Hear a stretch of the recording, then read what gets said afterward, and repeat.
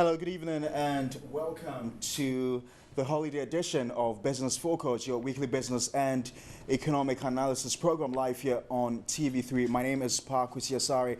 Thanks very much for making a date with us on the program, your most authoritative business and economic analysis program. So today we're taking a look at the release of the GDP figures for the first quarter of 2017 by the Ghana Statistical Service. We're told that the economy grew by 6.6% compared to 4.4% recorded in the same period of last year. We'll be doing some analysis with regards to this latest release and what it means going forward. Will we be able to achieve the target? As you may be aware, the World Bank has indicated that Ghana is likely to grow at 7% for 2017. The Finance Minister, Ken Ofori-Atta, in the budget also had anticipated a growth of 6.3%. What will all this mean for the eventual attainment of this growth rate? My name is Parkwisi Asari. Thanks very much for joining us on the program. We'll take a short break. When we return, I'll introduce my guest for today's discussion.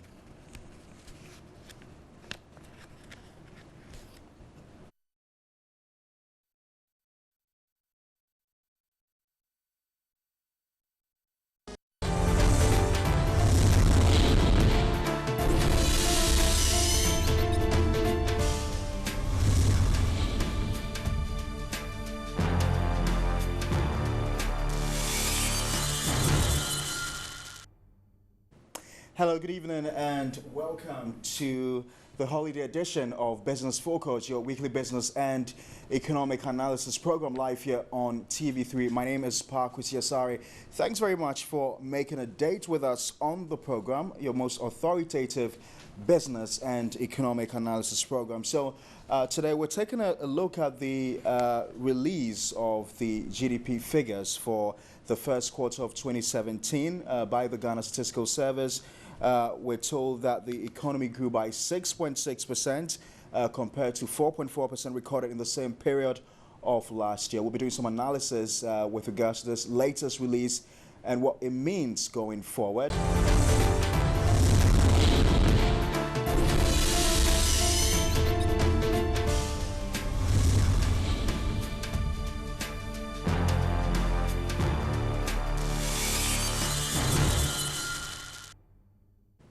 Hello, good evening, and welcome to the holiday edition of Business Focus, your weekly business and economic analysis program live here on TV3. My name is Parkwisi Asari. Thanks very much for making a date with us on the program, your most authoritative business and economic analysis program. So today we're taking a look at the release of the GDP figures for the first quarter of 2017 by the Ghana Statistical Service. We're told that the economy grew by 6.6% compared to 4.4% recorded in the same period of last year. We'll be doing some analysis with regards to this latest release and what it means going forward. Will we be able to achieve the target? As you may be aware, the World Bank has indicated that Ghana is likely to grow at 7% for 2017. The Finance Minister, Ken Ofori-Atta, in the budget also had anticipated a growth of 6.3%. What will all this mean for the eventual attainment of this growth rate? My name is Parkwisi Asari. Thanks very much for joining us on the program. We'll take a short break. When we return, I'll introduce my guest for today's discussion.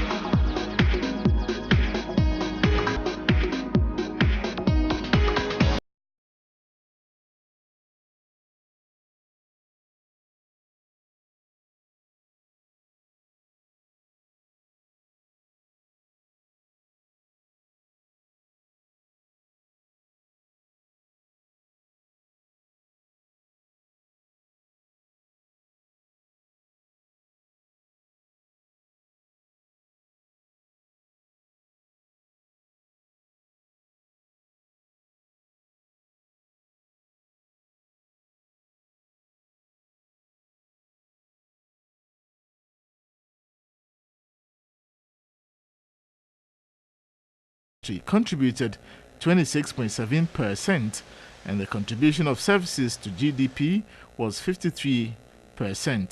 The provisional 2017 Q1 GDP estimate, including oil, at current prices at purchaser's value is 44,731.8 million Ghana cedis.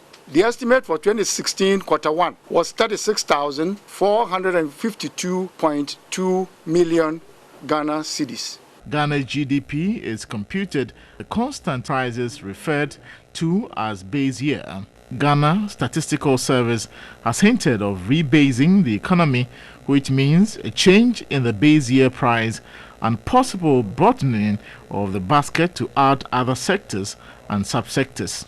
Hopefully, by the middle of next year, we'll have the rebasing completed, and then we'll start with a new release. So it's a process that is ongoing. Using prices from a base year which holds prices constant help to eliminate the impact of rising prices on GDP in order to get a measure of real economic activity. All right, so welcome back to the studio. Let me quickly introduce my guest here again, Dr. Kenneth Ofori-Boateng. He's a lecturer at the Ghana Institute of Management and Public Administration. He teaches at the business school. He's also an economist. Thank you very much, sir, for your time, and good to have you in the studio. So let's begin our discussion from this point of view. So we're told that GDP, including oil, for the first quarter of this year, we saw a 6.6% growth compared to last year, 4.4%, and then non-oil, 3.9% compared to last year of 6.3%. So quite interesting if you compare the figures. What are your initial reactions? Yes, thanks so much, and my greetings to your cherished audience. I must say that yes, GDP, which is the basic indicator we all use to measure welfare, and it is not surprising that it is a very important figure, that variable that every serious economist will be interested in looking at. But just mention the figure with oil and without oil. One thing that we need to be very clear with is that we need to actually know is this, that oil is a windfall. It's something that is given by nature. You can have it or you may not have it. So normally if you want to see a sustaining kind of welfare for your people, your focus should not just be on an episodic jump as what we have seen. Because looking at the figure, without oil, what has been the state of the economy, and then with oil? Without oil, we appear to have done quite better last year if you compare to this year. Without oil, yes, for this first quarter, 3.9%, and then in the same period last year, which is 6.3%. Yes, so you see that without oil, we have not done so well. So what we should concern ourselves is that we should focus on the other sectors, what can move this economy, rather than maybe jubilating over this short or episodic. So increase. you are pretty much excited about the headlines that the economy grew by 6.6% for the first quarter of this year, compared to 4.4% for last year? No, as a Ghanaian, I'm happy because at least we have found oil and developing the new wells, which is the 10. The 3 wells have increased our debts and our stock of wealth, and that is very interesting. Just like being in your house, and then you know the amount of money that you get each year, and you know the expenditures you need to make. And if by the grace of God you have found a rainfall that is coming into the income flow, then of course we need to be happy. As a Ghanaian, I'm happy that we have developed those wells and we are getting extra oil. And I think that is good for us. Again, are you surprised that industry appears to have topped in terms of the contribution to growth? Yes, if you look at the industry, it's expected, because if you carefully look at it, you see that the industry growth actually came from this one. You look at the mining sector, for instance, the mining sector was the one that led the industry. Okay, so if you look at it, you realize from the mining figures I have, subsector. yes, the mining subsector, you see, grew by about 32.8%, and followed by the manufacturing sector, which is, I think it recorded 5.9%. So if you look at the general, you can see that for mining, you can see a lot of companies are coming in. The government has also made the environment so attractive for this, and there's massive investment going on there, because if you read what the last quarter of the year, what the Mineral Commission was talking about shows heavy investment in the sector. That was the last part of the year, and that is a sign that all those investments are yielding dividends for the country. So the mining subsector is the one that I think pushed the sector to go more. Right, and we're told that agriculture followed closely with a growth of 7.6%. Is that an indication of better things to happen? Yes, agriculture is the backbone. In fact, if you relate agriculture to poverty, you come to realize that we have much of our labor force in agriculture.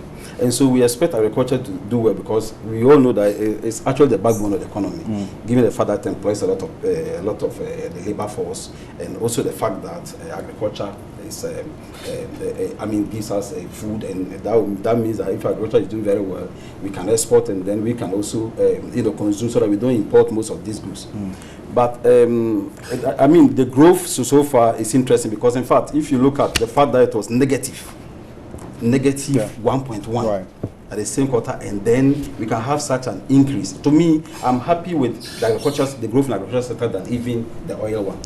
That's pretty much interesting. That's why I asked whether it's a sign of better things to come, because agriculture's contribution to GDP over the years has constantly been declining. So, Exactly. what, in your view, may have accounted for this sudden growth?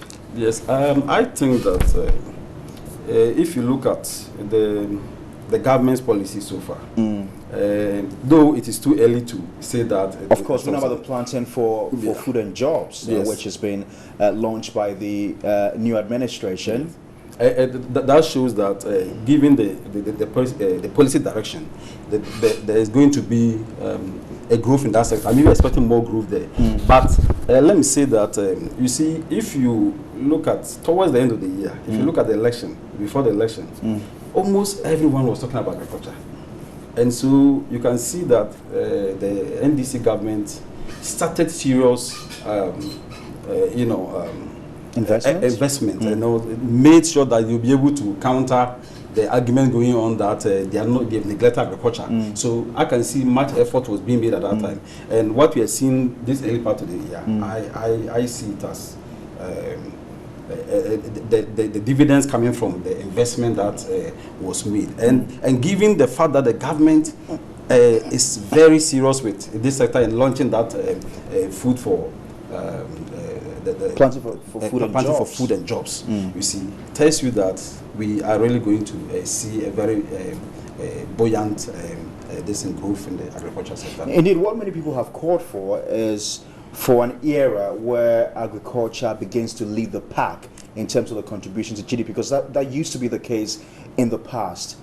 Do you foresee a situation where agriculture will come back to be the leader? Because again, we've got about 50% or over of the population engaged in agriculture. It has a propensity to employ a lot more people than we can imagine. Yeah, it is true. But theory tells us that when the economy is doing well, and agriculture, for example, is doing well, it's going to release surplus labor. Effect. Yeah, right. It's going to release the surplus labor to the industry and into the services sector. Right. So yes, we need to get back to agriculture. Agriculture should form the base, but as the economy develops, we come to realize that a lot of the labor will be released from agriculture to the services and to the industrial and then to the services sector. But what would it take to have agriculture, experience that growth? Quite apart from investments, what would it really take? I think it is commitment, and I think it's about time we begin to, sensitize Ghanaians to see agriculture as a very important sector, and that it should not be seen as you are cursed, or if you work at the agriculture sector, then you don't have what word should I use? Like people see the agriculture sector as it's only for people who are very old. You see a cocoa sector, the cocoa farmers are as old as their trees, and there's no effort being made to let people take over this trade. And all the young guys want to get a white collar job. It's about time we begin to push the youth to be interested in agriculture, because that is the only way out. If we don't do that, how many jobs do we have in the services sector? How many jobs do we have in the industrial sector? It's true that the government is trying to build factories, it's trying to help in expanding the industrial sector, but the major part that we can actually take advantage of is this natural and very good environment that we have, where we can grow crops. So what we need to do is to make the place attractive, because if it's not attractive, of course nobody would like to go there. How do we make it attractive? The government needs to take conscious effort to do investment, heavy investment there, by giving subsidies, support like they are doing so far. Right now, theoretically, we know that giving subsidies is one way to go, so that we can help, and especially if you look at the poultry sector. You see, imagine, look at the cost of feed.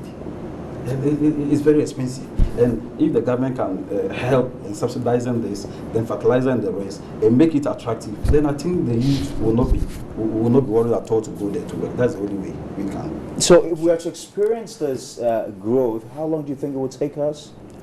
We cannot be certain, but I think in a matter of 1-2 years, we should begin to see.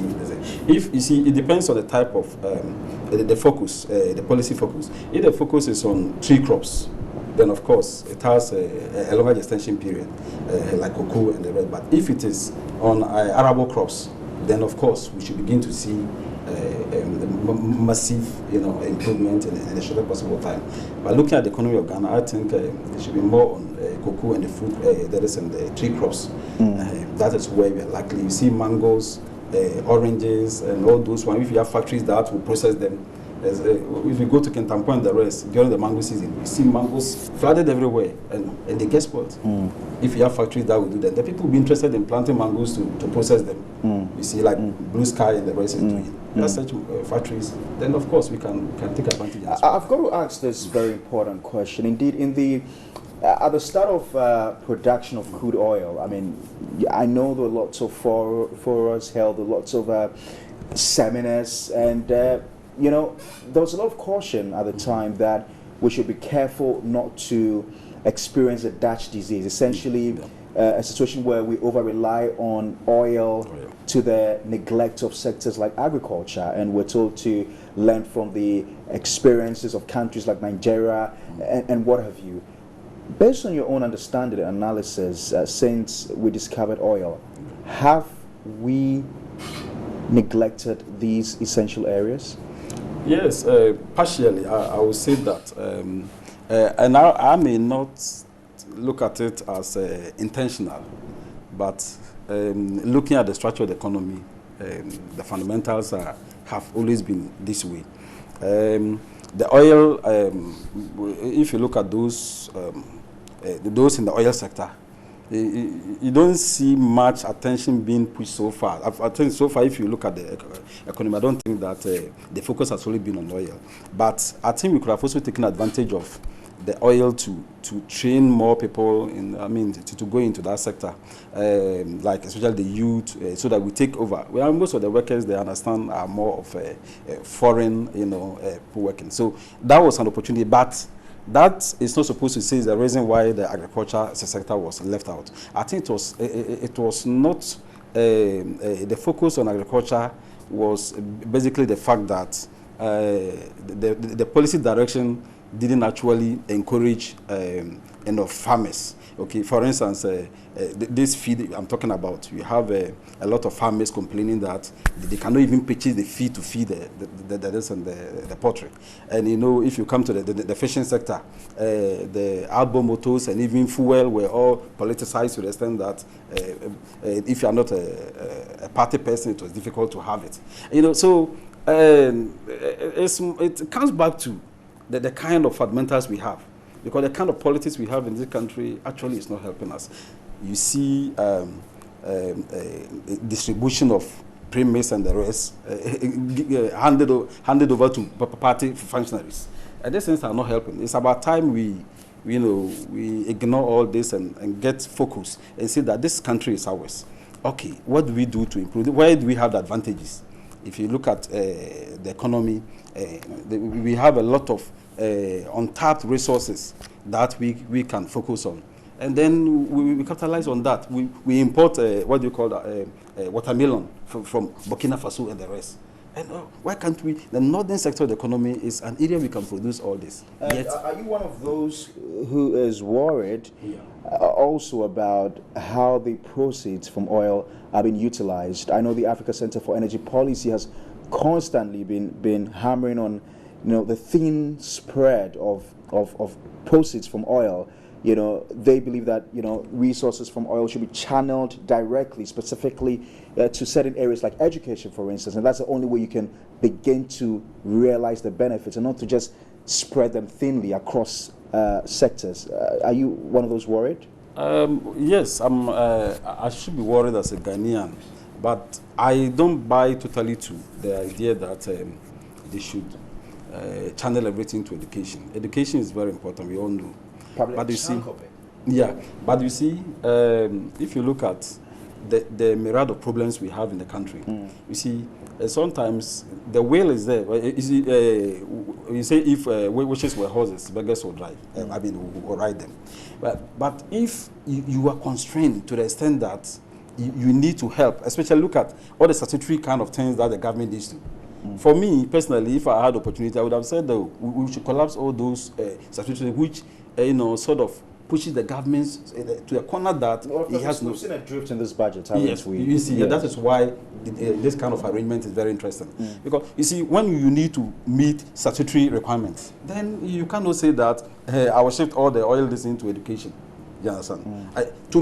If that opportunity is there, that would have been fine. But you agree that when you just thinly spread them across, you don't directly see the benefits. Yes, exactly. That is so. But we also have to appreciate the state of the economy and what the government. If you're hungry, you don't say that you begin to give support to your neighbors when your children are hungry. You understand? So you need to spread in such a way that all of them will get their part before you. If we are lucky and then the oil find that, like right now we have the 10 increase in it, then we can decide that okay, now let us come back to the truth. Let us expand the amount that we give to education so that we can. Again, another interesting one was the services sector, where we're told recorded the lowest growth of 3.7%. Yes. How does that come to you? Yes, it is not surprising because if you look at the areas where we had, if you look at it over years, okay, from 2006, this one I'm taking this from. It is an annual gross domestic product, September 2015 edition from the Ghana Statistical Service. And if you look at the year-on-year kind of contribution, you will see that the services sector over time, okay, show the kind of, we can look at it from here. Sorry, we can look at it from here.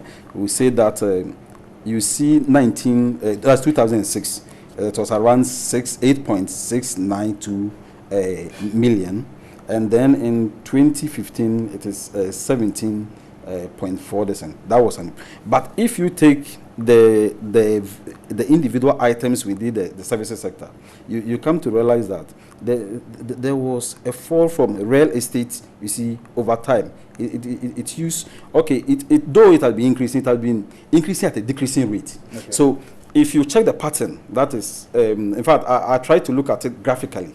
And then if you see the pattern, you see that all the increment has been a kind of increasing at a decreasing rate. So it is not surprising to me as an economist to see that the service sector will be coming down. Theoretically, it is not wrong to see the service sector coming down. As the economy expands, the agriculture sector is doing very well, the industry is doing very well. Then, of course, the service sector may not have that kind of percentage as as it used to be. So to me, I wasn't surprised, because if you look at all the variables, the hotels and infrastructure, restaurants, transport and storage, information and communication, all these areas, you can see that they have been growing over time, but in fact at a decreasing rate. Right. Okay. You're still watching Business Focus, your weekly business and economic analysis program, live here on TV3. We're taking a look at the first quarter GDP results just been released by the Ghana Statistical Service. We're told that where the first quarter recorded a growth of 6.6%. We're going to take a short break. When we return, I want us to come back and talk about what those figures mean generally for the overall growth target for government. Indeed, the Finance Minister, Ken Ofori-Atta, in the budget anticipated a growth of 6.3% for the year 2017. The World Bank has also anticipated a growth of 7% at the end of 2017. What does all this mean, and how does it factor into all these plans? And we've got other matters to also talk about when we return from this break. Stay tuned.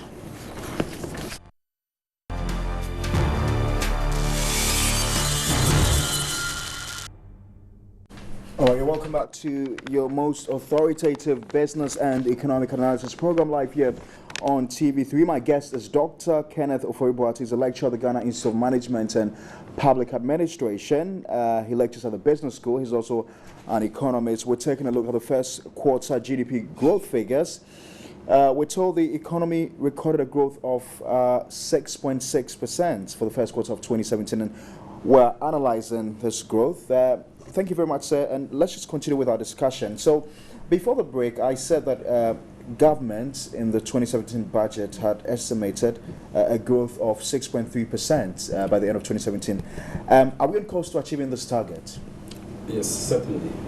I'm very optimistic that this is achievable. And where does your optimism, where do you get that optimism from? Yes, even without oil, you can see, if you look at the pattern, you realize that the industrial sector, okay, has shown a very big, increase, and there's also the belief that since oil is not only for, it's not, we are not seeing the production really this quarter.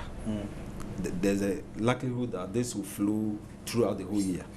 And if that happens, then we should expect that we're going to, they will meet that target. But I'm asking question that as to whether they'll be able to sustain this is something that they really need to work hard. 2014, if you remember, that's when we got about, Ghana was one of the highest when it comes to GDP. It was also because of oil. And whatever we are seeing the first quarter will repeat itself. And I think so, that except something unexpected happens, I'm very certain that they may even achieve more than the 6.3% that we are talking about here. That's pretty interesting. Just recently, the finance minister, together with the vice president, returned from China. We're told we had been promised some 15 billion. In exchange for our untapped resources, bauxite. Some have really lauded this initiative. Others have raised concerns about it. What do you think? Yeah. To really do justice to this, I think that we should really look at the economy. See the economy as a house, your home, where you have some sort of income. I mean, if at the end of the month you know that you get 7,000 and that is the only money that you have, you also have a lot of debt, such that your debt consumes almost all the income. What then do you do? Then you have a resource that is sitting under there. The only way is that you should find a way to use the resource. And I think that's exactly what the government has done. You see, the government is faced with a lot of debt. Of course, if you look at the debt to GDP ratio, you know that the country is actually in trouble. And if it happens this way, the only way out is that you should be thinking of what we call a policy mix, where you do fiscal consolidation. Fiscal consolidation means you'll not be able to spend. You understand? But if you don't spend, the economy is likely to also struggle. So what is happening so far is that they are doing what we call a policy mix, where they are doing fiscal consolidation and then monetary expansion. So you see, so when you allow monetary expansion, then what happens is that the business people will then take over the country and then produce. When they produce, it still adds to our GDP. You see, then supported with the oil flow, then we can see a very good economy. So to me, the money that they're talking about, you see, what I'm trying to put in context here is that they must make sure that they don't add to the debt. But the only way not to add to the debt is to make sure that you allow the private sector to take over. That's why we allow the monetary expansion. Now, if they bring in this money, they are going to do it in such a way that it's going to be what we call a debt management kind of approach, where those that the loans will come to will pay, and it's not going to be directly from the government. You understand? So in that case, the concern is that this would definitely come with conditionalities. Of course, for conditionalities, we should expect that nothing is free on this earth. But the fact is, if you are crippled, like you look at that scenario that I'm talking about, you have a country that, like you see your house, all your debt is such that at the end of the month, the people are standing at the corner and they say, please, we need our money. And then you see that you have children and you have to take care of them. You have to pay school fees. And there's nothing to use. So what do? The only way is to take advantage of some of this untapped resource. The only question is that the location. I understand it is one of the biodiversity. We know the Tiwa forest. Yes, but according to what the senior minister said at that time, they came out to clear the air that they are going to do it in such a way that they will approach it from the other side of the forest, side that it will never affect the forest. If that's the case, then I don't think that there's a problem. I don't think anybody. Are you not worried also about the usage of these monies, that we would use them for exactly what we intend to? So these monies are not diverted into other areas. Yeah, this is where we have to hold the government accountable. I think when the monies come in, there should be a clear-cut policy saying that these monies are going to all this will go to Parliament. So Parliament should be able to scrutinize this carefully and say that, okay, this amount of money will be going to be used for railways. If you have railways throughout this country, it's going to help all of us at the long run. So we just have to make sure that we'll be on the government, civil society, the Parliament, and we have a lot of knowledgeable people in the Parliament, and I think they will see to it that the money is properly utilized. I believe so. But once they do that, then we will not have any problem. Again, let me find out from you. I mean, as we discuss in we're almost into the second half of the year. We've already done the first half of the year. Generally, on the macroeconomy side, what do you make of how things have been so far in terms of the exchange rate, inflation? Yeah, so far so good. I would say that you see, it's about credibility. You see, most of the issues we are facing in the country is credibility, where the government says one thing and is doing another thing. You see, but if people have confidence in the economy, they always want to. That's what we see. We can see that the government says, I want to make sure that the businessmen will have, they will take over the economy. And what are the variables to look at when it comes to businessmen? That is interest rate. Now, the variables move together. Interest rate, inflation. There's a theoretical link to this inflation and exchange rate. Okay, so once interest rate is now down, you can see it's coming, and even they are thinking of what we've seen, although the year started a bit, shaky as far as exchange rate is concerned. What we've seen is certain relative stability in the exchange rate. The policy rate has gone down, but we've not seen that, that relation to interest rates. Yeah, I think if you look at the banking sector, it will take time, because you see they've already taken loans, they've taken money from people, and you don't expect that, and they are supposed to give them a certain interest rate. So if you immediately you also decide to reduce your interest rate, then it means that you're going to be a risk component there. So you need to make sure you need to buy time That's what I mean. I'm seeing it. They are trying to buy time so that they'll be able to pay off those people that they've taken loans from them, promising them that I'll pay you to 29% in interest rate. And now the policy rate is down, and you need to drastically reduce your interest rate. They wouldn't be able to do that immediately. But so they need time. Are we ever going to be able? Will we ever see interest rates coming down to the single digits? For that, it will take time. But I think the move so far shows a sign that the government is committed. We pray that they will continue as they've said, so that once interest rate comes down, then we all be interested in borrowing and then investing. And once we invest, productivity will go on. Productivity is linked to welfare. Okay, and that is what we all expect to see. And with regards to inflation? Inflation, yes. Inflation, there are several causes to inflation. You see, we have the supply side issues, and then we have the demand side. You see, all over the years, the policies that have been put in place to deal with inflation has always been the demand side. You see, but the supply side policies, it's a long-term kind of arrangement. That is where we have to look at agriculture. You see, for instance. So now that agriculture is doing well, agriculture is a supply side policy when it comes to handling inflation, so that you can produce and then export.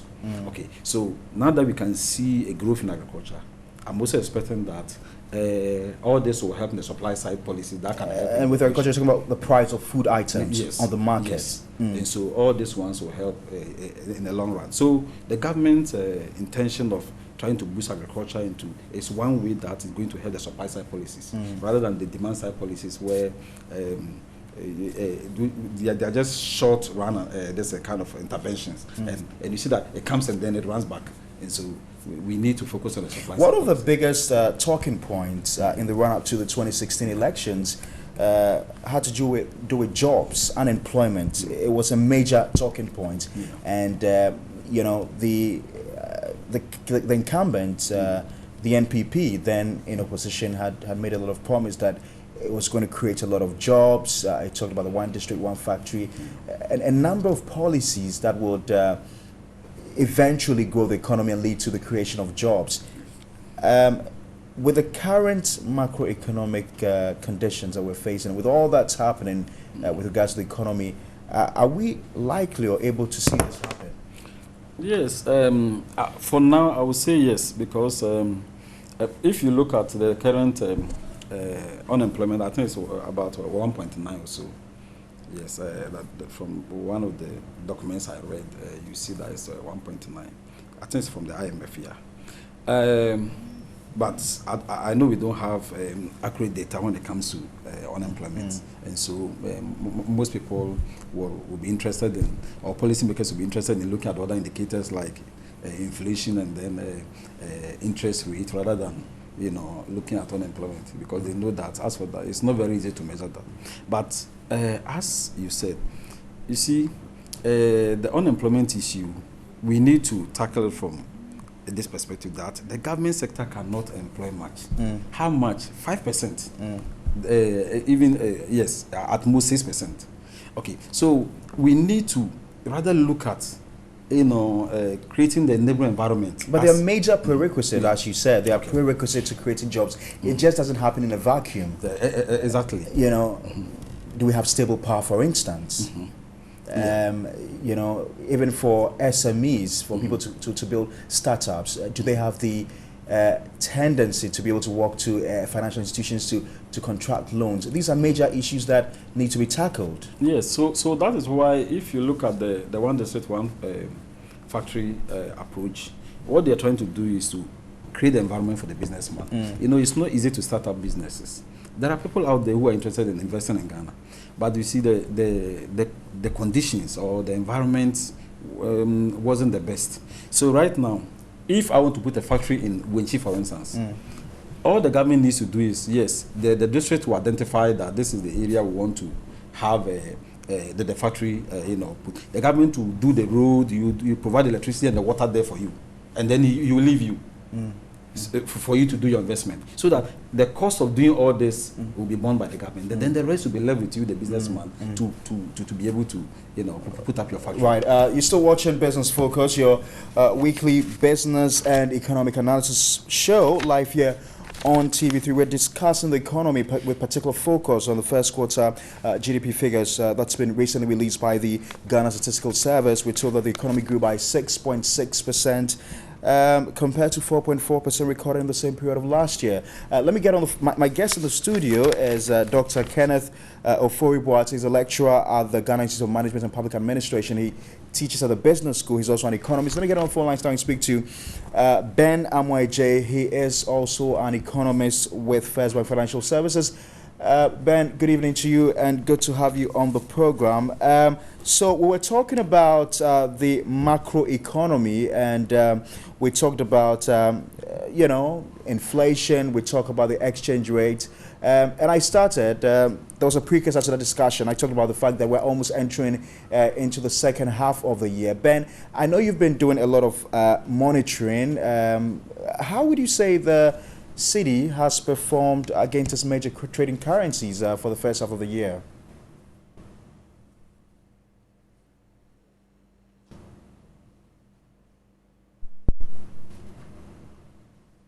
Hello, Ben, can you hear me? Okay, I'm afraid I'm unable to get Ben on the phone lines. We'll take this short break. When we return, I'll get Ben back on the phone lines, and then we'll take his own analysis on the subject, and then we can take concluding remarks from Doc.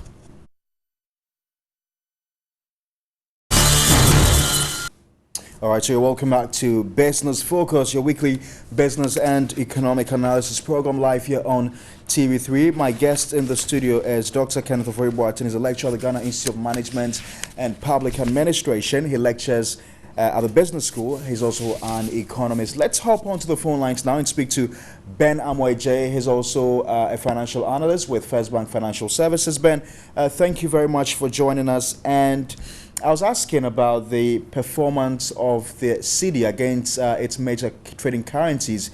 We're almost past the half of the year.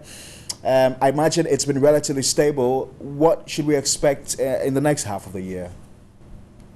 Okay. Good evening, Pat. I think for the last several weeks we have seen the cedi depreciate. It's been less stable than it was during the first quarter of the year. Part of that is seasonal. Normally, the second quarter of the year, we see that that's the time that most of the foreign companies declare dividends. And so there's a repatriation of profits as some of those dividends are changed into dollars and sent to some other companies. We also know that during the second quarter of the year, especially during the months of May and June, some of the importers here in Ghana restock their shelves.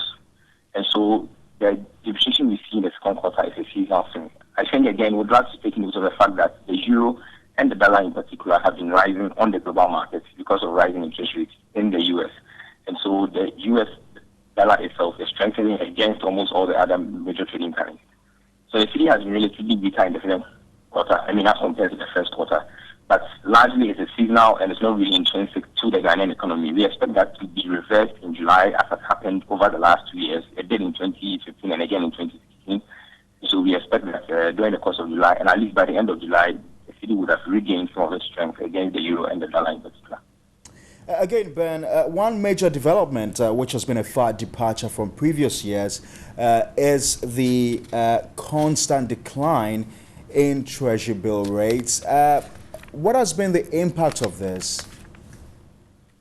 Okay, so I think the most significant impact we have seen from the decline in treasury bill rates is that some of the fund managers, especially the pension fund managers, have moved some of their monies away from the government fixed income securities into the stock market. And so that is what has partly driven, the rally we've seen in the stock market, especially for the banking stocks. And so the declining interest rates has affected the fixed income market quite poorly, which means that rates have declined significantly. Not just the treasury bills are lower, but most of these companies peg their investment rates to the T-bill rates. And so you go somewhere and they'll tell you, T-bill plus 1 or T-bill plus 2 or T-bill plus 3. The treasury bill rates are lower, and it means that rates on all those fixed income securities are largely lower as well. And so it is forcing some of the fund managers to move their money into the stock market, and it's driving the stock market as well. But it is good in the sense that it helps the government cut its borrowing costs. and we're expecting that to reflect when the government reports its fiscal data for the first half of the year. They should have paid lower interest. They should have made lower interest payments because of the very sharp decline in the treasury bill rate. I think they started in November last year, so we expect that their borrowing costs should have been significantly lower over the course of the first half of the year. But we've also seen the government raise bonds to ostensibly retire energy sector debt, which of course includes the BDC debt to banks as well. If this eventually happens, should we begin to see major activity within the banking industry? Should this relieve the banks to be able to give a lot more loans to the private sector? Should it consequently drive down interest rates? It should. And this is the reason why. Because of bad loans in the last about 2 or 2.5 years, a lot of the banks actually cut down on lending, and they put a lot of their money in government securities, the treasury bills and the bonds. And those were still earning very high, in excess of 20%. The problem now is that treasury bill rates are very, very low. And so would it make sense for a bank to still be throwing all of their money into government treasuries when there's an opportunity to actually lend to the private sector, especially now that we are all expecting growth to pick up? And so we expect that lending to the private sector will increase. And it has actually. According to data from the Bank of Ghana, from February 2017, we have seen a consistent increase in lending to the private sector. And I think up to May it has been so. And so I think we are already seeing that increased lending to the private sector. The other portion that we are looking at is how the declining monetary policy rate, and you would have to realize that the banks depend more on the monetary policy rate than the T-bill rate. And so the declining monetary policy rate will also lead to lower interest rates to the banks. We have seen that as well, although I would have to admit that the decline is not as substantial as we all expected, but it is marginal. And you can't expect a sharp drop in a very short time. But we expect that going into the second half of the year, that consistent decline will continue, and that lending rates, to the private sector, to private individuals, to companies, and to commercial firms will continue to decline over the course of the second half of the year. Ben, I've got to say a big thank you to you. Thanks very much for joining us on the program. Enjoy your holiday. You're welcome. Doc, let me just quickly wrap up with you. The concluding remarks? Yeah. So what I'm saying is the announcement is very good. We can see that the other sectors are doing, especially the agricultural sector is improving. And what I would say is that the government should focus on what happened to, what actually caused the services sector to contract. And if you look at it, you see variables like hotels and restaurants, transport and storage, and information. I think the other one has to do with community, social, and personal services. These areas have been falling over time. So the government should focus attention there. And once we get those ones beefed up, together with the agricultural sector improving and with the oil inflow, there's hope. Right. Thank you very much, Doc. I've got to say a big thank you to you. Dr. Kenneth Ofori-Boateng is a lecturer at the Ghana Institute of Management and Public Administration. He lectures at the business school. He's also an economist. Thanks also to Ben Amoy-J, also a financial analyst with First Bank Financial Services. Thanks also to my production team for your support. My name is Parkus Yasari. We'll see you same time next week for yet another edition of your favorite business program, Business Focus. Stand by now for News 360.